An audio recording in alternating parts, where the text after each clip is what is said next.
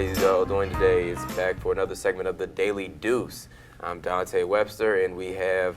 I'm John Webster, and welcome back for another Daily Deuce today. Dante, it's been a while, but welcome back, my friend. Oh, thank you. Nice to see you today. Great. What's happened since I've been gone? Well, we've had some football. We've had some basketball. You just started some baseball. You have golf today with the Masters.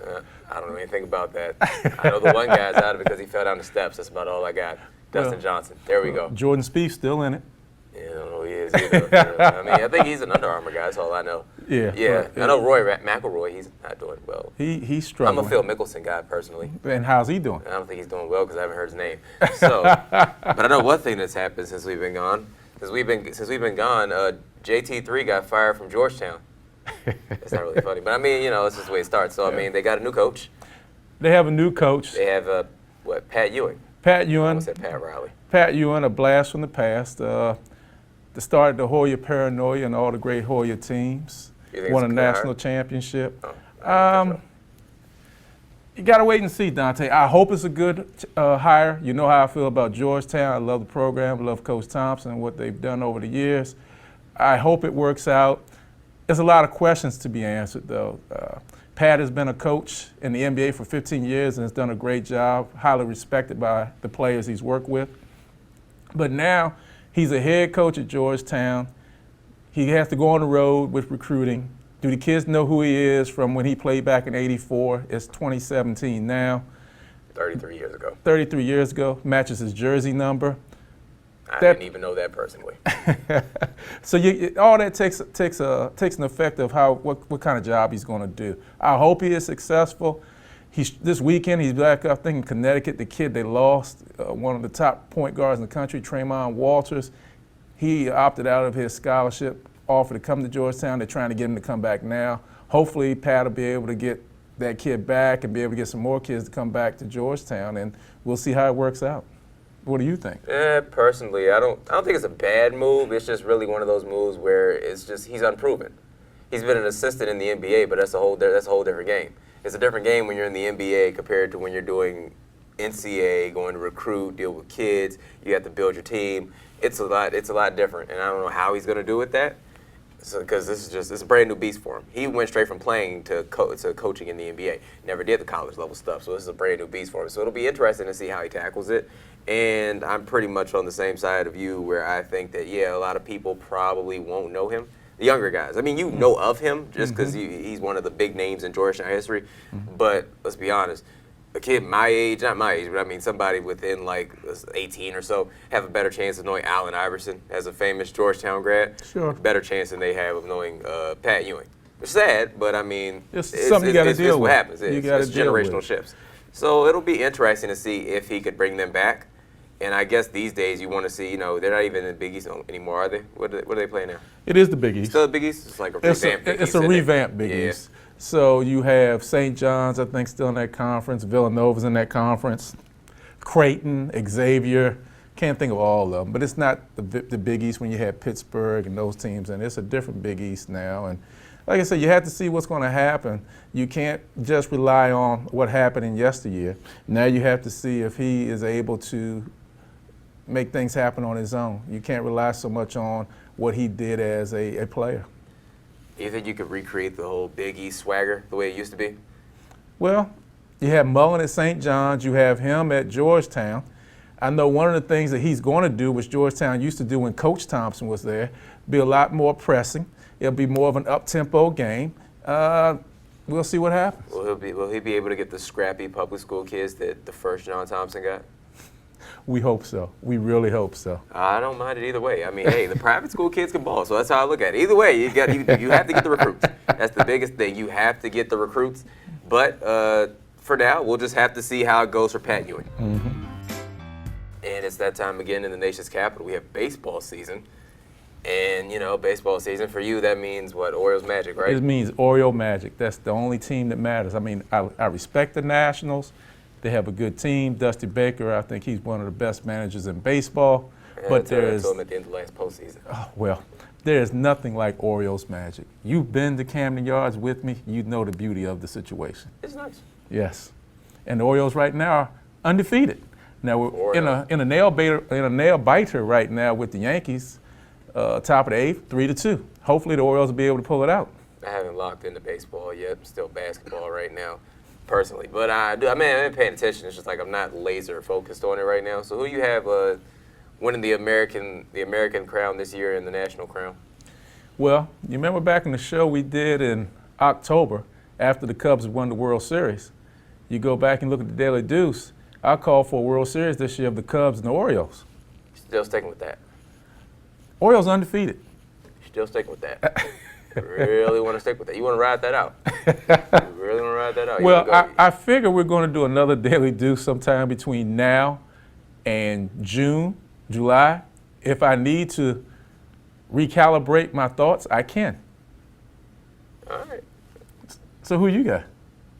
Out of everybody I've seen, I'm a homer, so I'd probably go with the Nationals and what? Who else is out there? The Nationals and Cleveland. I'll try Cleveland. And Cleveland's playing really well right now. That's a good squad, yeah. Yeah, they're playing really well right now. They start the season off pretty fast. The Cubs are doing well. They're 3-2. They start off in St. Louis. That's slow. Yeah, that's a rough place to start off at. Yeah, St. Louis is really a really good team and a good hitting team. They're going to be coming home tomorrow. They'll raise. They're doing the banner. They're doing the banner, raise it up tomorrow with the World Series champion on it. So they'll go from there. So the Orioles still don't have a star pitcher. How you feel about that? Well, that's a struggle for the Orioles. Still have an ace. They don't have an ace. All jokes aside, it's going to be hard for them. They right now their pitching lineup is Kevin Gossman, Dylan Bundy, Wade Miley, and Ubaldo Jimenez, and that's a real struggle. Bundy, out of these first 4 games, Bundy was the only one to get a win. The bullpen is still rock solid. Bullpen is lights out. All your pitchers have got no decisions? Except for Bundy, yes. Yes. You're still undefeated. Yes, wow. Yes. Because they're good defense and good pitching, good relief pitching. You go to the bullpen, if you don't have the lead on the Orioles late in the game, you got problems. They still have Trumbo? Trumbo, yes, they do. Really? They re-signed him? They re-signed Trumbo. I don't remember the exact numbers. I was wondering. But, well, he came back to the Orioles. I don't think there are a lot of takers out there for him, and I'm glad he's back. Started today in right field. He's doing a good job. You still got him. You still got Chris Davis. The infield with Davis at first and Scope at second and Hardy at short and Machado at third. That's a really strong infield, really strong. We lost Wieters to the Nats for catchers, so we have Wellington Castillo now, and he's doing a good job. Caleb Joseph caught the day, so Castillo could rest his knees up a little bit. Outfield is really tough with Adam Jones in center field. You got Kim out there. You got Joey Rickett out there. Well, Rickett just went on 10-day disabled list because he sprained. Whole lineup. Wow, you actually know all of the players on their roster. Oh, man. That is really impressive. I'm going to go with the Nationals, and I probably can't tell you more than 5 guys on the team. I'm listening. Scherzer, Harper, Strasburg still plays there, right? Zimmerman. I'll give you Zimmerman. Tyler Wilson still play there? Tyler Wilson pitches for the Orioles. Okay, cool. You mean Tyler Clippard? No, he doesn't play there either. He's with the Yankees There's now. somebody else that's there that's good. I can't think of what his name is right now. Well, they got Daniel Murphy, and they moved Danny Espinosa. Does he and still they play moved there? Trey Turner. They moved Trey Turner That to shortstop. guy. That's what I was talking about. And he got hurt yesterday in the loss. Okay, cool. Does Espinosa still play there? I'm not sure. Okay. I'm not sure. I just wondering. Nigel Morgan doesn't play there anymore. No. He hasn't played there in years, has he? Correct. Okay. Clearly, I'm not a real Nats fan. So that's how that one goes. But I still got them in the World Series right now. I got Nats. I've got Cleveland. You've got the Cubs and the Orioles. I guarantee you I'll be closer to right by June. This week in sports, Tony Romo retired, and he's taking a job with CBS where he'll be the #1 analyst sitting by Jim Nantz, right? Yes. They can Phil Simms. Well, I don't know if they can Phil Simms, but Phil Simms won't be doing it. Put it like that. Which is absolutely, positively unbelievable. What, that he got moved up that quick when you know how good of a talker he is? Yes. Phil Simms, in my opinion, I don't know a lot about the media stuff, but I thought he was doing a very good job. And I don't disparage Romo for getting the opportunity, but I don't know about just pushing Simms to the side like that. But that's your Cowboys, so you go ahead and share your story about the Cowboys. Tony Romo is a better quarterback than Troy Aikman. I stand by that wholeheartedly. I will believe that to the day I die. Tony Romo over Troy Aikman. Antonio Ramiro Romo over Troy Aikman, whose middle name I don't know. That's Romo's whole name, though. Your thoughts? You finished? Yep. Okay. Troy Aikman is a Super Bowl winning quarterback, a 3-time Super Bowl winning quarterback. He was the least important of the triplets. Okay. Tony Romo is a 0-time winning Super Bowl quarterback. He's a playoff quarterback. How many playoff games did he win? 2.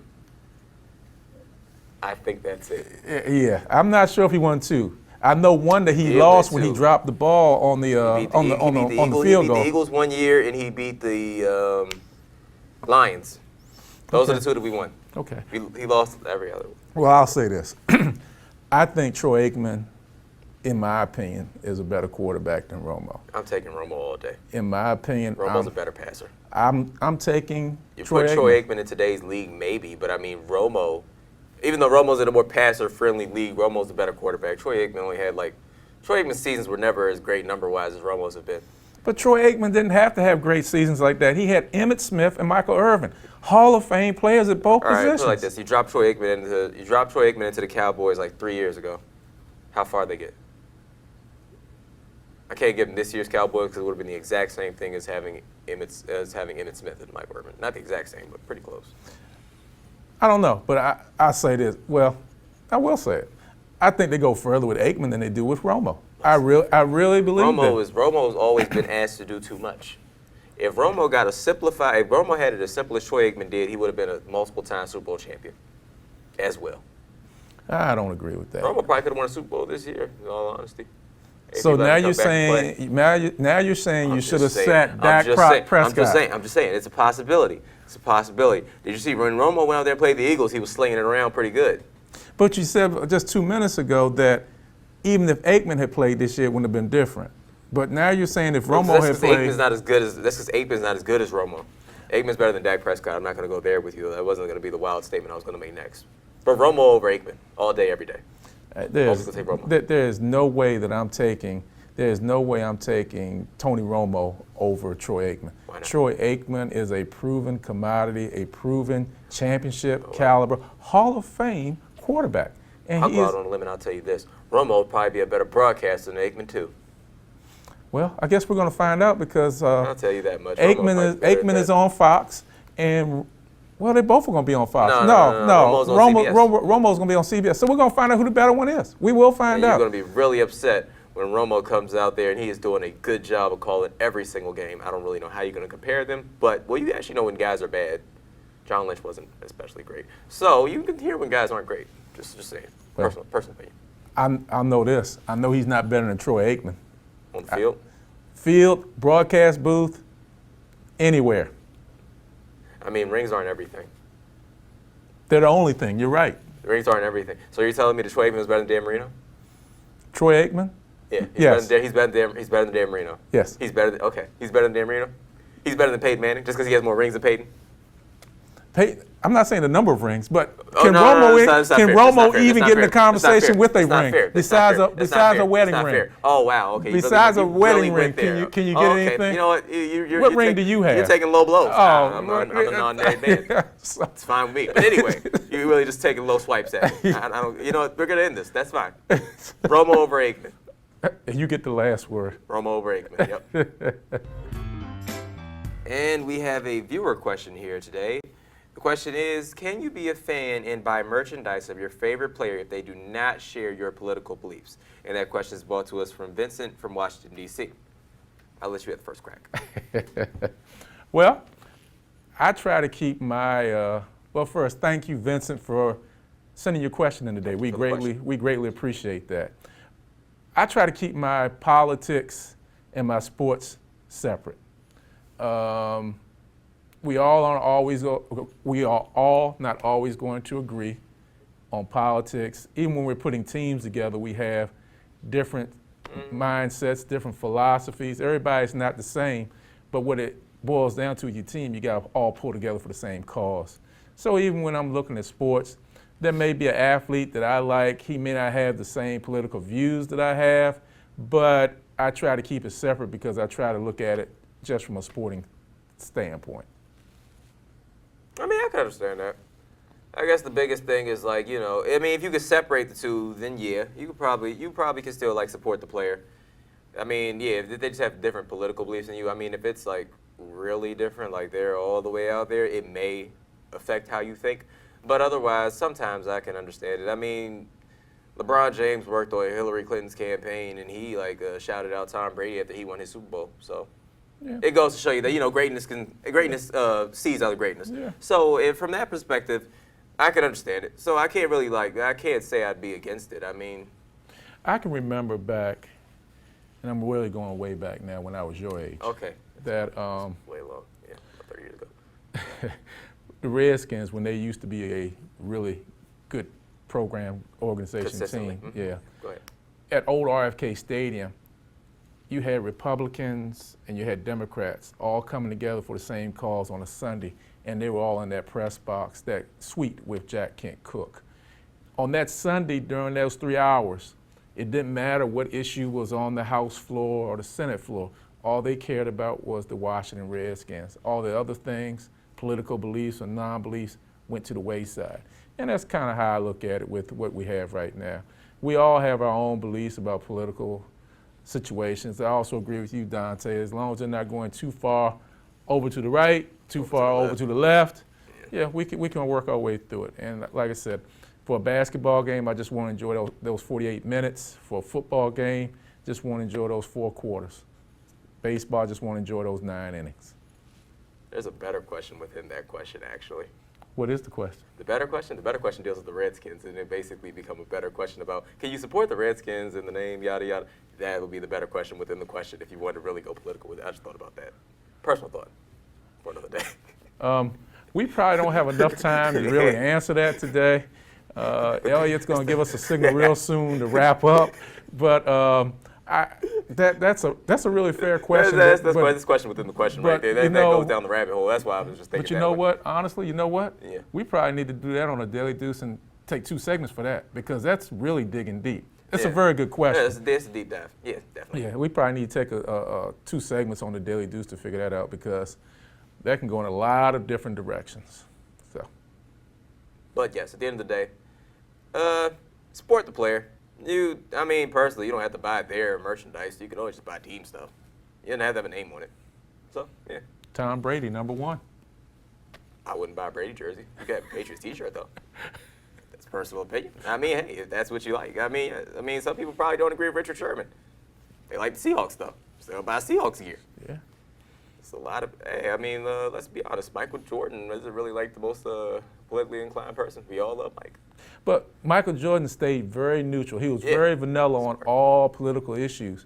Really didn't start coming out on things. Really still doesn't come out. He doesn't come out. Yeah. That's why he's done 1 or 2 different things. That's but why it pisses off some people. Yeah, No, yeah. I understand it. So you just, a lot of people just keep it neutral. Yeah, you know, you don't need it. So, hey, as long as you're not too far out there, knock yourself out. Buy a jersey or a t-shirt or a hat.